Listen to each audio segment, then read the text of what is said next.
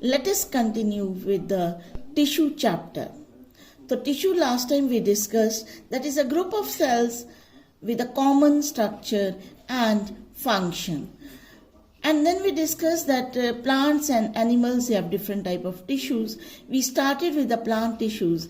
Plant tissues, there are of two types, meristematic and permanent. So last time we discussed meristematic tissue where the cells, they are capable of cell division, apical, intercalary and lateral. Today we are going to take permanent tissues, that is made up of mature cells which are capable of cell division. Which are incapable of cell division, that is they have lost the power of division. Again permanent, there are of two types, simple and complex.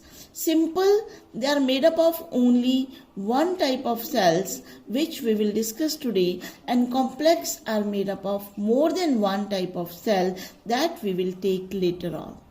Simple tissues, examples, they are parenchyma, collenchyma, sclerenchyma. This we will discuss one by one. And the complex tissues, there are the xylem and phloem that we will discuss later on. Next, permanent tissues, those जो हैं, as we have already discussed, they are formed from the meristematic tissue. So meristematic cells, they divide, some of these become specialized and they become permanent, and they lose the power of division. They may be living or dead. So simple and complex. So simple permanent tissues, they are made up of only one type of cells. So let us take these simple tissues. So here you see the diagram, parenchyma, collenchyma, sclerenchyma. Just observe it carefully and see the differences. So see in the parenchyma, very thin walls, and in the collenchyma, small thickenings they appear, and in the sclerenchyma, the thickenings, they are more and more. So let us discuss one by one. So parenchyma. Parenchyma cells, they are thin walled. The main characteristic is they are thin walled and they are living. They may or may not have intercellular spaces, but usually they have intercellular spaces. And then there are only thin walls, prominent nucleus, a lot of cytoplasm. Of course, they are living, so lot of cytoplasm is there. Then there are some specialized type of parenchyma. ये जो parenchyma है, इनमें आगे थोड़ी थोड़ी specialization होती है, तो वो अलग अलग बन जाते हैं. जैसे mostly parenchyma क्या करते हैं, they get enlarged to store nutrients and water. जो water plants है, aquatic plants है, उसमें जो parenchyma tissues हैं, they have many intercellular spaces. Air cavities are present in these, and these are given special name aerenchyma, and they help to maintain buoyancy in the aquatic plant. Then chlorenchyma, जैसे नाम से chlorophyll से chlorenchyma. Some parenchyma cells, they develop chlorophyll in them and they can perform the function of photosynthesis. This parenchyma is known as chlorenchyma. So parenchyma general function is storage of food, but besides this, it can maintain buoyancy, it can help in photosynthesis. It is present in all the parts of the tissue.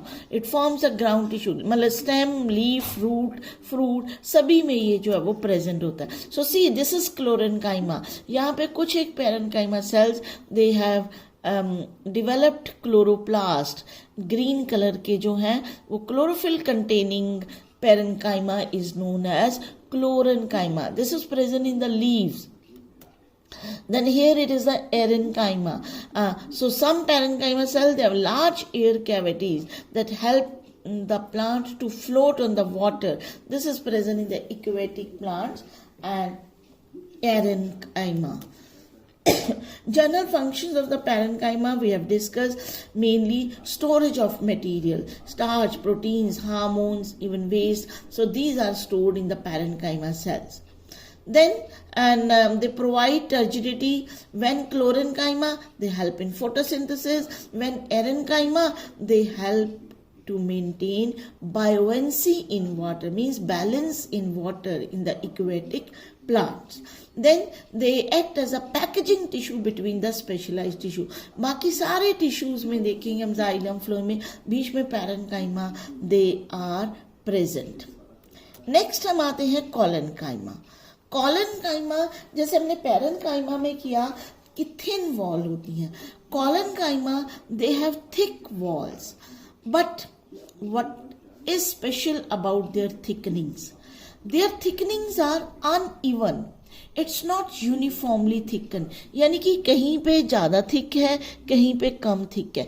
Specially thickenings are present at the corners.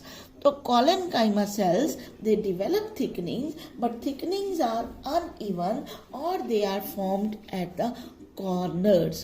So let us see this another figure of collenchyma.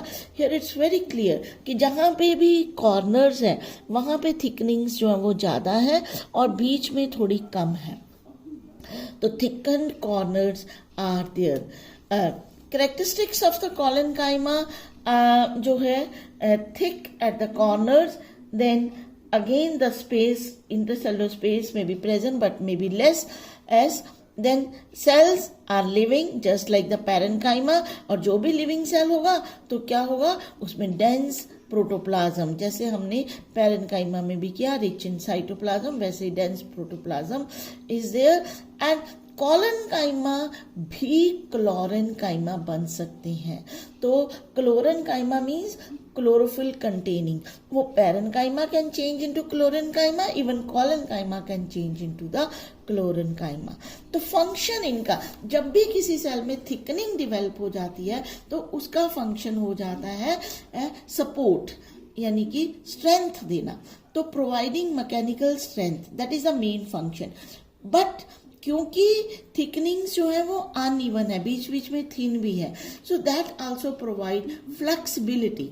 Flexibility as well as strength both are provided by the collenchyma. जब हम देखते हैं कि बहुत ज़्यादा तूफान आता है कि प्लांट की शूट्स ब्रांचेस एकदम बेंड कर जाती हैं, लेकिन बेंड करती हैं पर टूटती नहीं है, कभी कभी टूटती हैं. दे ऑफन बेंड और फिर अपनी ओरिजिनल पोजीशन पे आ जाती हैं due to the presence of collenchyma cells. Next, sclerenchyma. They have dead thick walled cells. तो पहली बार हम ये कर रहे हैं, दे आर डेड सेल्स, है ना. अभी तक पैरेनकाइमा कॉलेनकाइमा हमने किए living cells. And they are completely thick walled, evenly thickened walled, ज़्यादा थिक वॉल्स होती हैं. And that makes these hard, enough strength. जो भी सेल हार्ड होगा, मोटा होगा, थिकनिंग, तो उसका काम क्या होगा, strength. So they make the plant part hard and stiff. Here you can easily C thick walls of the sclerenchyma. So here also again a slide of sclerenchyma. Here it is very clear that thick walls are there. The walls are uniformly thickened. अगर हम इसको section cutting करते हैं तो हमें इस तरह से नजर आता है. और otherwise they are of two types: elongated cell fibers, or they are irregular cells. They are known as sclerids. Sclerenchyma cells, there can be fibers. जब वो लंबे थ्रेड की तरह होंगे तो उनको फाइबर्स कहते हैं. उनमें भी थिक वॉल, नैरो ल्यूमन. और जब इरेगुलर शेप है, थिक वॉल, नैरो ल्यूमन, तो हम उनको कहते हैं सेक्लेरिड. एग्जाम्पल जैसे रॉ फ्रूट्स में, नट्स में जो होते हैं बहुत हार्ड होते हैं, हमें दांतों से चबाए नहीं जाते हैं because of the presence of these stone cells, sclerids. They are very hard. Here again a comparison of the three characteristics का एक कंपैरिजन दिया हुआ है. Thin wall, unevenly thick wall, living, ink, and then they are dead. है ना, eight functional maturity. तो ये living ही रहते हैं, मेच्योर हो जाते हैं तब भी, और ये शुरू में हो सकते हैं dead at the maturity. Location कहाँ कहाँ पे होते हैं, पैरेन्काइमा हर जगह थ्रू आउट द प्लांट, और collenchyma usually beneath the epidermis in the young stems and in the leaf veins present, और स्क्लेरेनकाइमा तो बहुत हार्ड इसमें फ्रूट्स में, सीड्स में, in wood, bark, leave, stems में जो प्रेजेंट होते हैं। Function again parenchyma storage, photosynthesis, is buoyancy in water plant, regeneration. Collenchyma flexibility as well as support. Sclerenchyma, that is the only mechanical support. Here again you can see the diagram, or this question you have to do comparison between the parenchyma, collenchyma and sclerenchyma cell plus diagrams. Then another tissue is present, that is the epidermis. Epi means upper, dermis skin. तो सारे plant parts जो हैं उसकी सबसे बाहर वाली layer को हम कहते हैं epidermis, that is very thin. तो एक एक्टिविटी जो हम करते हैं कि फ्रेश लीव लेके उसकी हम पील उतारते हैं, तो वो सिंगल ट्रांसपेरेंट पील जो होती है दैट इज द एपिडर्मिस। तो एपिडर्मल सेल्स जो होते हैं irregular and stomata are present between the epidermis. Pores जो हमने किए थे फोटोसिंथेसिस में भी, दैट पोर्स और the stomata they are present in the epidermis. फिर एपिडर्मिस सबकी अपर मोस्ट लेयर है कि थोड़ा थोड़ा डिफरेंस हो सकता है, कि जैसे मान लो कि डेजर्ट प्लांट है जो बिल्कुल ड्राई हैबिटेट में रहते हैं जहाँ पे पानी की बहुत ही शॉर्टेज है।